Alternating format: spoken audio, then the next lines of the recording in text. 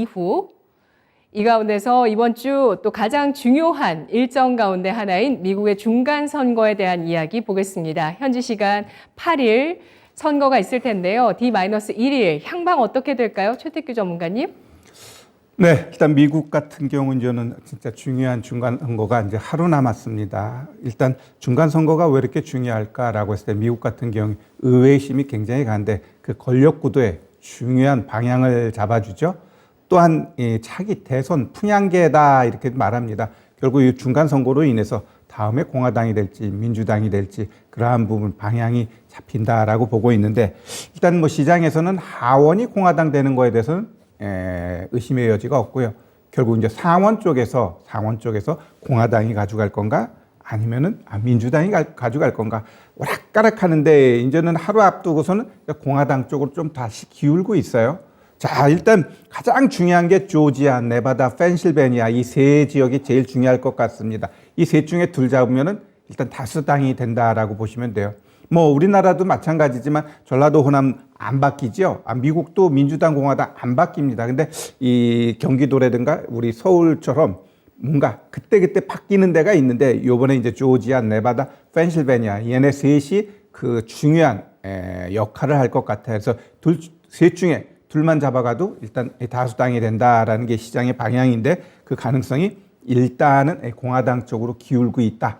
이렇게 좀 보면 될 것 같습니다. 자, 그러면 일단 우리 주식하는 사람 입장에서는 누가 어느 쪽이 많으면 좋을까라고 했을 때 우리 주식하는 사람 입장에서는 힘의 균형에 맞춰주는 게 더욱더 좋습니다. 그래야지 안정을 추구할 수 있기 때문에 어느 한쪽으로 쏠려가지고 정책이 이루어졌을 땐 향후 부작용이 발생되는 경우가 왕왕 있기 때문에 힘의 균형을 위해서 일단은 뭐 하원 공화당 이거 좋게 긍정적으로 보고 있고요. 그다음에 상원 같은 경우 민주당이 돼도 공화당이 돼도 글쎄요. 일단 시장은 그 위쪽으로 방향 잡고 갈 가능성이 높다. 이렇게 좀 보셔야 될 것 같고요.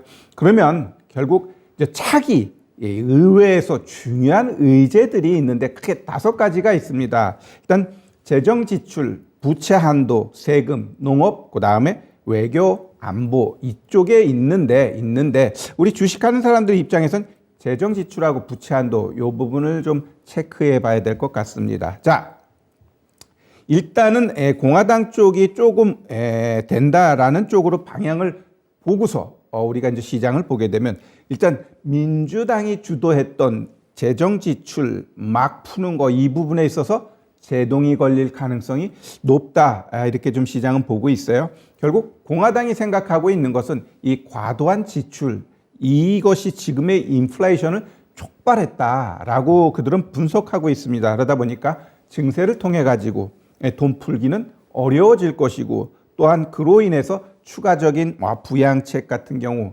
폐지 내지는 축소 가능성을 우리가 염두에 둬야 될 것 같습니다. 자, 그러면 우리가 여기서 한 걸음 더 나아가 가지고 IRA, 인플레이션 감축법에 대해서도 일정 부분 수정이 불가피할 가능성이 있다라고 봅니다. 이 IRA 일단 7,730억 규모의 법안인데 여기에 대표적인 게 겨우 기후변화를 대응하고 그다음에 보건 분야 복지를 개선해 가지고 기업 과세 이쪽 개편하면 결국 미국이 원하는 재정 적자를 축소할 수 있고 그러면서 친환경 쪽으로 경제를 나아가겠다라는 게 이 IRA의 가장 큰 모토인데 이러한 부분도 좀 변화가 될 가능성이 있어요.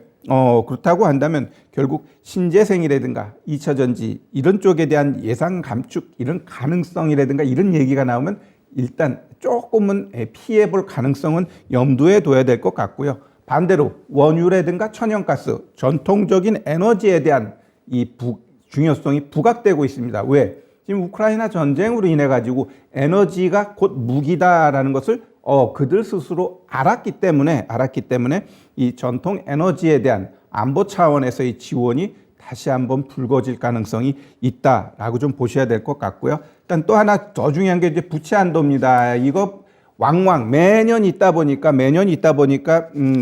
시장 주식 시장에서는 여러 번 뭐라고 해나 데미지 입는 경우가 많았어요.